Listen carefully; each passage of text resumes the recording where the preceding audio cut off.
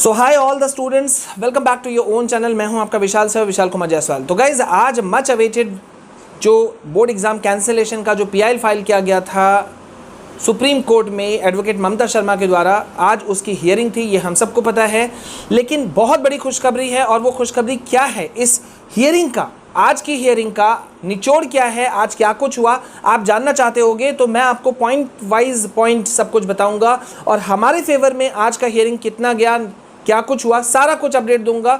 लेकिन सबसे पहले आप लोग स्ट्रेस फ्री हो जाओ और जल्दी से जो पहली बार आए हैं वो चैनल को सब्सक्राइब कीजिए। गाइज, मैं आपको बता दूं कि आज मामले की हियरिंग थी, ये हम सबको पता है। हुआ क्या, पिछली हियरिंग में एडवोकेट ममता शर्मा जी ने जो पीआईएल फाइल किया था, उस पर कोर्ट ने कहा था कि भाई आपको सीबीएसई को, जो अपोनेंट पार्टीज हैं, CPSE, central government, ICSE board, इन तीनों को नोटिस आपके पास होना चाहिए, तो इनके पास भी कॉपीज पहुंचाइए। वो एडवोकेट ममता शर्मा मैम ने कर दिया, ठीक है। अब आज की हियरिंग का डेट था, आज हियरिंग हुआ और जैसा कि एक्सपेक्ट हो रहा था, मुझे भी लग रहा था, उम्मीद था कि कुछ चीज़ें निकल करके आएंगी, तो वही चीज़ कुछ हुआ कि पहला तो मैं आपको बता दूं, सुनवाई जो है वो 3 जून तक के लिए टल गया। अब ये टला कैसे, मैं आपको बता दूं, सेंट्रल गवर्नमेंट की तरफ से, केंद्र सरकार की तरफ से जो वकील थे वो थे अटॉर्नी जनरल वेणुगोपाल जी ने क्या किया, उन्होंने सीधा सीधा घुटने टेकते हुए, या जो बोलिए, उन्होंने कहा कि भाई डिसीजन के लिए 2 दिन की हमें समय चाहिए, 2 दिनों में फैसला आने वाला है, इसलिए सुनवाई जो है वो एडजर्न कर दिया जाए, टाल दी जाए, ठीक है। पूरे मामले की सुनवाई जो है वो 2 दिनों के लिए टाला जाए, क्योंकि केंद्र सरकार जो है वो 2 दिनों के अंदर अंदर में वो फैसला लेने वाला है, जो कि हमें भी पता है कि कल शायद शिक्षा मंत्री लाइव आके बहुत कुछ बोल सकते हैं। देखना है क्या कुछ बोलेंगे, नहीं बोलेंगे, ठीक है। तो कोर्ट ने क्या किया, कोर्ट ने उनको 2 दिन का समय दिया। ध्यान से सुनना आप, कोर्ट में जो जजेस थे, एएम खानविलकर सर और दिनेश माहेश्वरी सर, ये जो 2 जजेस थे, इन्होंने कहा वकील को, वेणुगोपाल जी को, जो केंद्र सरकार की तरफ से थे, कि भाई आपको हम 2 दिनों का समय दे रहे हैं, ठीक है, और आप जो चाहे फैसला लीजिए, you are free to take decision. मैं वही वर्ड बाय वर्ड बोल रहा हूं जो कि वहां पे हुआ, ठीक है।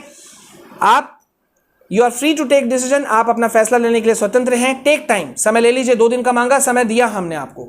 लेकिन अब यहां पे आप लोग सुनो, यहां पे उनको बोला गया कि पिछले साल से अगर आप कुछ भी अलग फैसला लेते हो तो उसकी उचित वजह होनी चाहिए।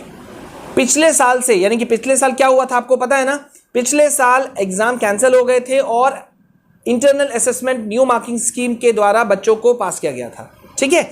तो यही चीज कहा कोर्ट ने कि भाई पिछले साल से अगर आप कुछ अलग फैसला लेते हो तो उसकी उचित वजह होनी चाहिए, ठीक है।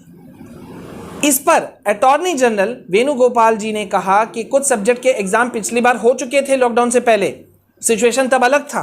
तो जजेस ने कहा हम डिटेल में नहीं जाना चाहते हैं, we don't want to go in detail, take decision for this year first. पहले आप इस साल के लिए डिसीजन लो और उसके बाद में फैसला करो, ठीक है। और यहां एडवोकेट ममता शर्मा जी ने, मैम ने कहा कि दोनों बोर्ड, यानी कि सीबीएसई और आईसीएसई, ये दोनों बोर्ड ने कोविड की स्थिति को एक्सेप्ट किया है। गौर कीजिए, मैम ने कितना वैलिड पॉइंट उठाया कि कोविड की स्थिति को दोनों ही बोर्ड्स ने, सीबीएसई ने और आईसीएसई बोर्ड ने, दोनों ने एक्सेप्ट किया है, क्योंकि क्लास 10th के एग्जाम कैंसिल किए हैं।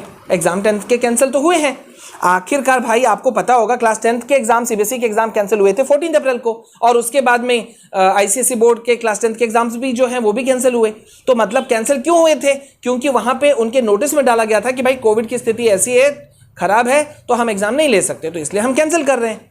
तो अगर आप एक्सेप्ट करते हो कि स्थिति गड़बड़ है, अगर एक बड़ा ग्रुप बच्चा का आप उसको बोलते हो कि इनको एग्जाम नहीं देना है, तो दूसरे बड़े बच्चों के ग्रुप को आप एग्जाम लेने के लिए कैसे बोल सकते हो।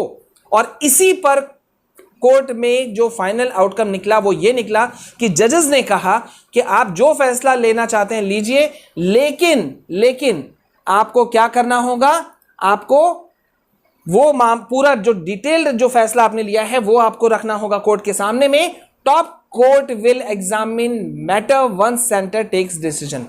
टॉप कोर्ट यानी कि सुप्रीम कोर्ट जो है वो पूरे मामले को देखेगी जब सेंटर यानी कि केंद्र सरकार फैसला ले लेगी तब।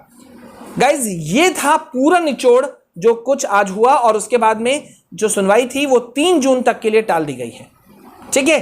तो गाइज इसका मतलब यह है कि थोड़ा सा इंतजार और होगा, लेकिन हमारे फेवर में उठा, क्योंकि जजेस भी एक तरह से सीधा सा बोल रहे थे कि भाई आप क्यों ऐसा करना चाहते हैं। ठीक है, पिछली सुनवाई में भी मैंने आपको कहा था कि वहां पे उस समय कहा गया था कोर्ट के द्वारा कि आप ऑप्टिमिस्टिक रहें। एडवोकेट ममता शर्मा जी को कहा गया था कि आप आशावादी रहें, अच्छा चीज निकल कर के आ सकता है।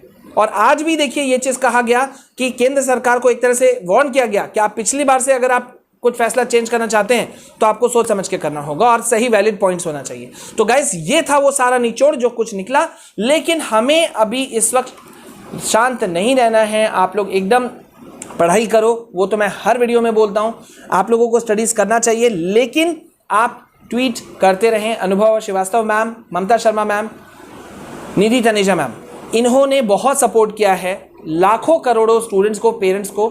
सो प्लीज़ सपोर्ट में रहिएगा, सपोर्ट दीजिएगा, और प्लीज़ हमें भी आप सपोर्ट दीजिए ताकि हम आपकी आवाज़ बन करके आपके बातों को रेज करते रहें।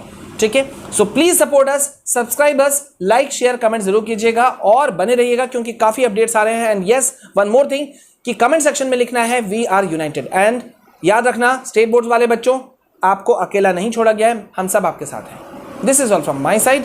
जय हिंद, जय भारत।